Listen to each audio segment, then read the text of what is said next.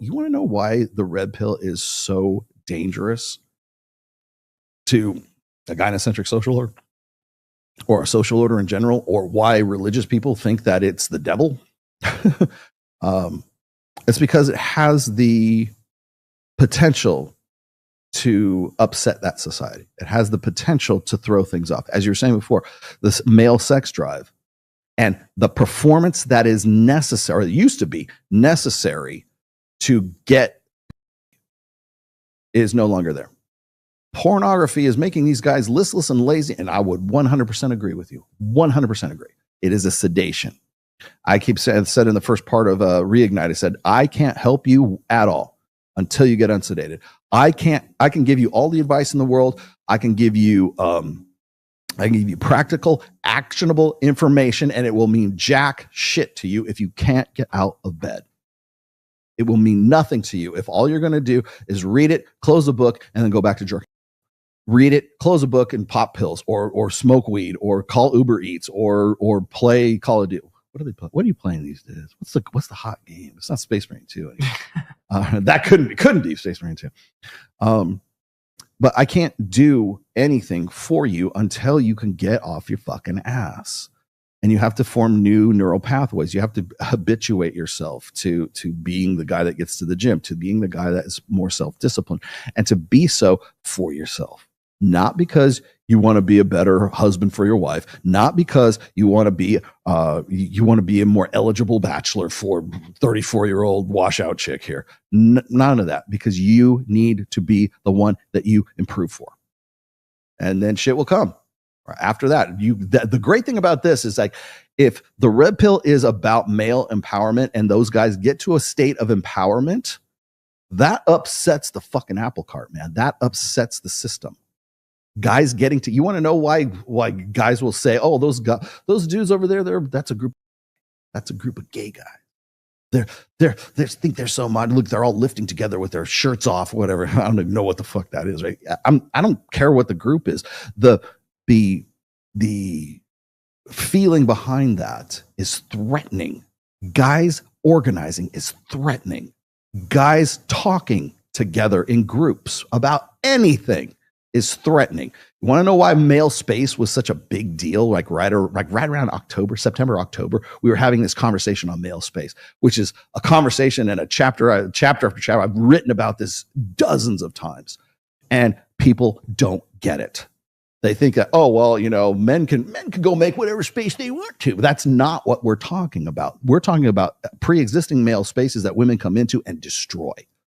That was what the conversation was about. But of course, what do they got to do? They got to ridicule it. They got to juvenilize it, right? Oh, these guys are just like little kids. They want a treehouse that says no girls allowed. The He-Man Woman Haters Club. Like it's this stupid cartoonsy idea. And then because they know that explaining it takes some time. It takes some understanding. You have to actually want to understand it to get the point of what male space is really about. But the reason why they're doing that, the reason why they ridicule it, is because they're scared of it. Because if guys get together, that's when shit happens. That's when fucking heads start cracking. That's when that's the threat. That's the threat point. So guys getting together to talk about guy things, hell, just to hang out, man. They want to infantilize it. They want to ridicule it. They want to say, "Oh, me big man." That's always a joke. It's in every fucking sitcom, for crying out loud, man. It's this constant pushing down of the masculine, constant. Because if guys get together, they're scared of what will happen. That's why they're scared of me. That's why they're scared of Mike. That's why they're scared of shows like this. That's why or mine or Access Big.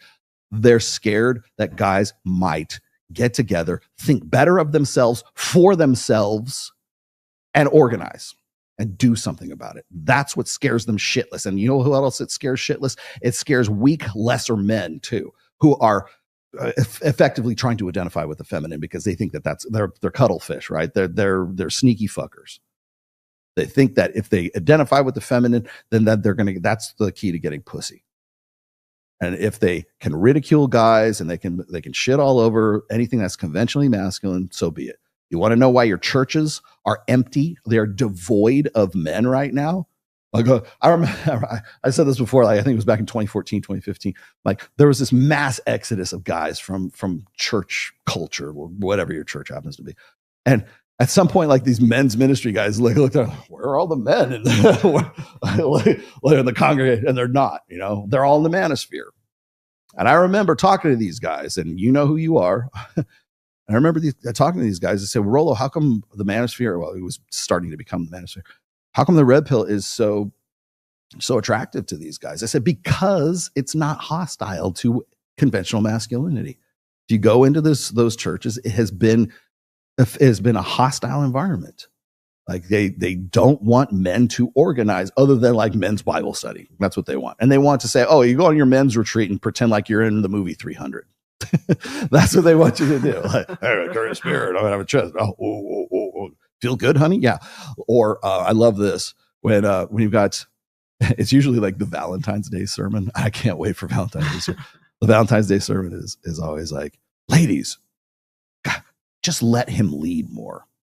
Allow him to lead. So what that's saying to what the message if you're a pastor, by the way, if you say, ladies, let him lead a little bit. He needs to be the leader in the household. You got to let him lead. But we know who the real authority is, right? Nah, wink, wink, nod, nod, right? Because the fact that you're saying let or allow, or there's this sort of permissive, you giving him permission, it means that she's the one that's in authority to begin with. And the very fact that would seem like the more natural thing for like a guy who's supposed to be in a position of authority as the pastor of a church or something like that. The very fact that guy, that would come out of his mouth without him even thinking, that means it's sort of like subconsciously part of his psyche, that the woman is always the authority. The feminine is always correct. And they're not. They're not correct, as we can see. And the more we sit here and the more we sit on our fucking thumbs and the more we watch this shit happen, we're going to go, well, how women will be better if men were better? Well, then stop saying that. Stop telling the women that you're going to allow them to lead. That shouldn't even be a thought in your head. You know why it's a thought in your head? Because women are your mental point of origin, pastor, holy man, Mr. Christian. Women are your mental point of origin. Men need to do better. Why? Because women need eligible husbands, good Christian men husbands. No, they need to be better for themselves. That's what they need to be better for. And once we get past that hurdle, then maybe women can qualify for those really good guys instead of the other fucking way around. But you can't get there. You know why? Because women are your mental point of origin. Stop it. Just fucking stop it. And I don't care if you're Orthodox or Catholic or evangelical or whatever the fuck you happen to be. You could be Jewish. You could be Muslim. You could be Hindu. I don't care. Your mental point of origin is women, you are a disgrace to your fucking religion. You really are, because that's not in your book. That's not in your holy book.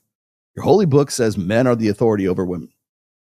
And damn near everyone that I researched when I was writing religion, my fourth book. I took a long time, so you got to appreciate that. As Cappy succinctly put it, society fighting against male sex drive. Yeah. Getting back to that, yeah, the male sex drive, I think it was it Freud? I think Freud said all energy is sexual. And I don't mean like, ooh, energy. I mean, all motivation, all drive, all ambition is sexual. It distills back down to sexuality. Everything is about sex except sex. Sex is about power. No, I think it was Freud who said that. The things that make a guy want to like invent a dishwasher. Well, eventually that guy wants to sell that stuff, make a lot of money so he can fucking get laid, have kids, and live comfortably, right? The guy who creates a computer, the guy who makes a virus, the guy who, builds a skyscraper, the architect who does this. So like guys get into damn near every field because they think they're going to be profitable enough at that field because at some point they're going to want to get laid, right? So, is it me or is it the modern definition of a real man, someone who accepts responsibility without authority? That's the modern definition of it. Again, hold that thought because I'm going to, when I get into turd flinging monkeys thing, we'll talk about that. There you go. And sometimes those nice women band together and turn against you, leaving you thinking, what the hell is going on? Thank you, Rollo, for your work, because in these situations, I think about the concept of the sisterhood. That blaming keeps me smiling. Yeah. Sisterhood uber alles. It does not matter what your religion is, does not matter what your nationality is, does not matter what your age is. Sisterhood will always have a different sense of solidarity than guys do. And it's much easier to isolate and atomize men than it will ever be for women. Because remember, women's psyche, or the way women organize society is in the round, is in an egalitarianism makes all kinds of sense to women. They don't know where the resources come from, so they just distribute them. As well, you've got a big pile of money, let's distribute it, right? It's and by the way, that's a proven fact. I got I think was it Steve Stewart Williams, or I have some research on how women, especially women in college, will want to ban. They essentially, like the long and the short of it is that they would rather ban free speech or like limit people's right to speech for their own security. Right?